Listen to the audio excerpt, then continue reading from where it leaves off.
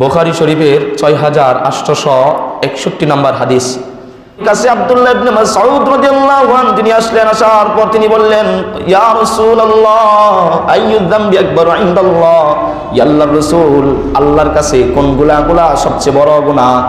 আল্লাহর নবী বললেন, ক্বালা আনতা দা'ওয়া লিল্লাহি নিদ্দান ওয়া হুয়া খালাকা, আল্লাহর সাথে শিরিক করা, যে মালিক তোমাকে বানাইলো এই মালিকের ইবাদত না করে অন্য কারো ইবাদত করা, এটা হলো একটা বড় গুনাহ। তারপর আব্দুল্লাহ ইবনে মাসউদ তিনি বললেন, সুম্মা ইয়া রাসূলুল্লাহ, ইয়া আল্লাহর রাসূল, তারপর কোন কাজটা আল্লাহর কাছে সবচেয়ে বড় গুনাহ?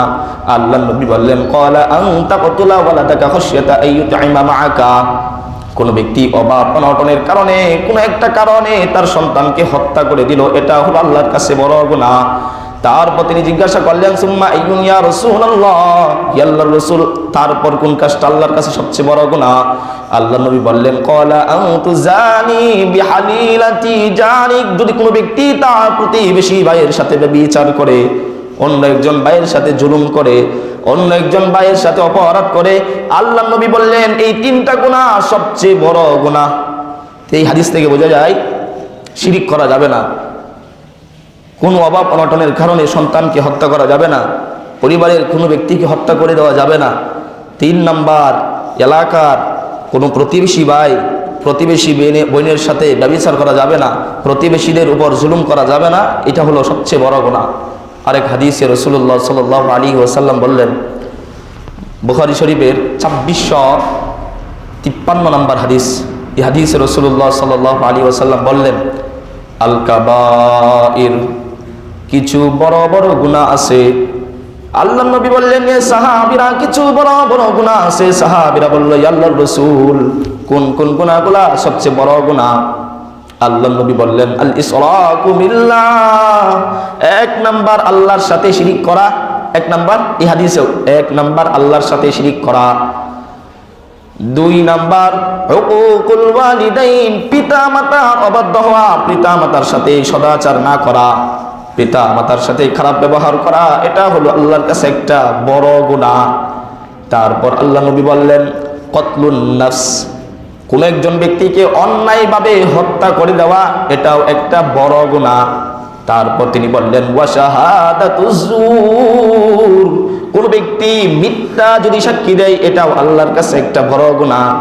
আপনি একটা ঘটনার কিছুই জানেন না, কোন একটা কারণে আপনার সুবিধার্থে, আপনার স্বার্থের জন্য আপনি অন্যের উপর একটা মিথ্যা সাক্ষী দিলেন, এটা আল্লাহর কাছে সবচেয়ে বড় গুনাহ। দেখেন আমরা করি না, 2-3 জন মানুষ একসাথে চলাফেরা করি, তাদের সাথে সম্পর্ক ভালো, আমাদের যাদের সাথে সম্পর্ক ভালো থাকে, এরা যদি কোনো একটা অপরাধ করে ফেলে, আপনি জানেন সত্যি সত্যি এটা অপরাধ হয়েছে, কিন্তু আপনার সাথে সম্পর্কটা থাকার কারণে আপনি মিথ্যা সাক্ষী দিতেছেন, না না না এই ভাই এই কাজটা করে নাই। এটা বুঝে রাখবেন, এটা একটা আল্লাহর কাছে বড় গুনাহ। আর বড় গুনার জন্য যে কি হতে পারে এটা আপনি নিজেও ভাবতে পারবেন না, যদি আপনার উপর আল্লাহ রাগান্বিত হয়ে যায়।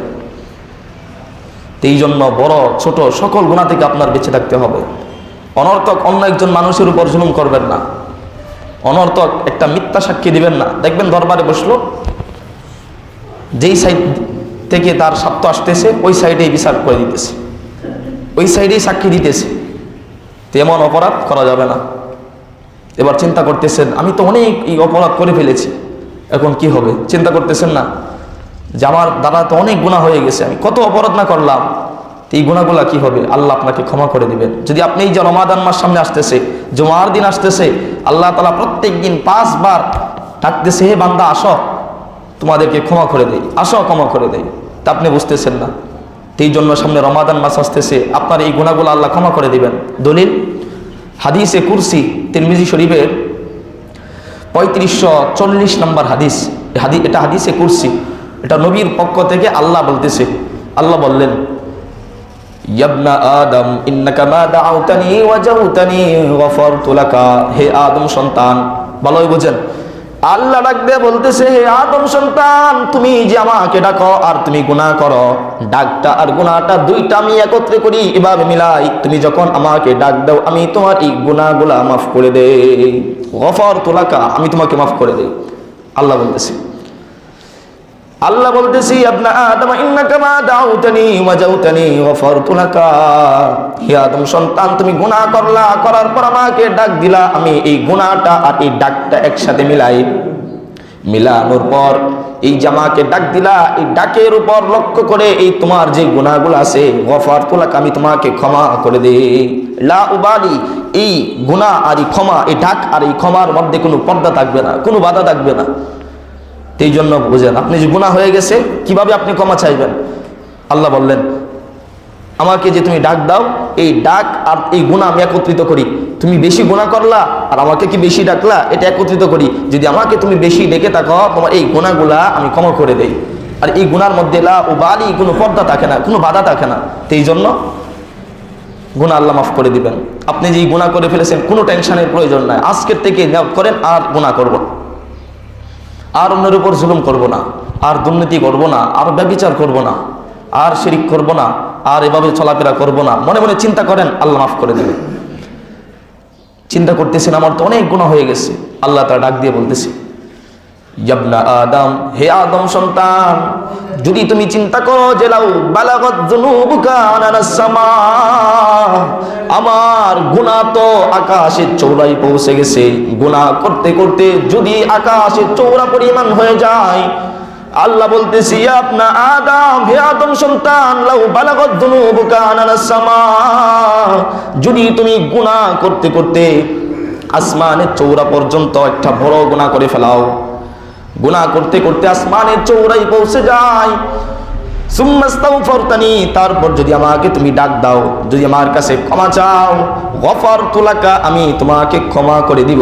তো চিন্তা করেন, যদি আপনি আসমানের চৌড়া পর্যন্ত গুনাহ করে ফেলেন, আল্লাহ বললেন হে আদম সন্তান, আমি তোমাদেরকে যদি আসমানের চৌড়া পর্যন্ত গুনাহ পৌঁছে যায়, আমাকে তারপর ক্ষমা চাও, আমার কাছে ক্ষমা চাও, আমি তোমাদেরকে ক্ষমা করে দেব। তারপর আবার বলতেছেন ইবনা আদম, হে আদম সন্তান, লাতাইতানি বিকরাবিহাল আরদি খতায়া, যদি গুনাহ করতে করতে দুনিয়ার এই সমুদ্রের, এই দুনিয়ার এই ভূমি পরিমাণ গুনাহ করে ফেলো, এই জমিন পরিমাণ গুনাহ করে ফেলো, তারপর আমার কাছে ডাক দাও, আমার কাছে ক্ষমা চাও, লাতাইতুকা বিকরাবিহা মাগফিরা, আমি সারি সারি এই বালুর কণা পরিমাণ গুনার আমি মাফ নিয়ে হাজির হয়ে যাই। এই জন্য আপনি যতই গুনাহ করে ফেলেন, আল্লাহ বললেন যদি আমাকে তোমরা ডাক দাও, আমাকে আমার কাছে ক্ষমা চাও, যত গুনাহ হয়ে যাক, যদি তুমি গুনাহ করতে করতে আকাশে চৌড়া পর্যন্ত করে ফেলো, গুনাহ করতে করতে এই ভূমি পরিমাণ করে ফেলো, জমিন পরিমাণ করে ফেলো, তারপর আমাকে সুম্মাস্তাগফারতানি, একবার ডাক দাও, আল্লাহ আমাকে ক্ষমা করে দেন। আল্লাহ বললেন গফারতু লাকা, আমি সাথে সাথেই ক্ষমা করে দেই। এই জন্য আজকে যে এই গুনাহগুলো করলেন, চিন্তা করবেন আল্লাহ আমি এই গুনাহগুলো আর করব না, তাহলে আল্লাহ ক্ষমা করে দেবেন। আর যদি আল্লাহর কাছে ক্ষমা চাইলেন, একই গুনাহ বারবার করতেছেন, রাত্রিবেলা যুবক অশ্লীল ভিডিও দেখতেছে, আজকে দেখার পর চিন্তা করতেছে আল্লাহ আর দেখবো না, আজকের থেকে আর দেখবো না, আগামীকাল আবার দেখতেছে, এমন ব্যক্তিকে আল্লাহ ক্ষমা করবেন না। যেই গুনার জন্য আপনি স্থিরভাবে তওবা করবেন, আল্লাহর সাথে সাথে ক্ষমা করে দিবেন, এমনকি নিয়ত করতে হবে আমি আর এই গুনাহগুলা করব না। এই জন্য সামনে খুব সুবর্ণ সুযোগ আসতেছে, বড় অফার আসতেছে আপনার গুনাহ ক্ষমা করানোর জন্য। এই জন্য এই দিনগুলার বিরোধিতা না করে এই দিনের সাথে জড়িত হয়ে আপনার যে গুনাহগুলা হয়ে গেল, এই গুনাহগুলা মাফ করানোর চেষ্টা করবেন। আল্লাহ তাআলা আমাদেরকে তৌফিক দান করুন, সকলে বলে আমিন।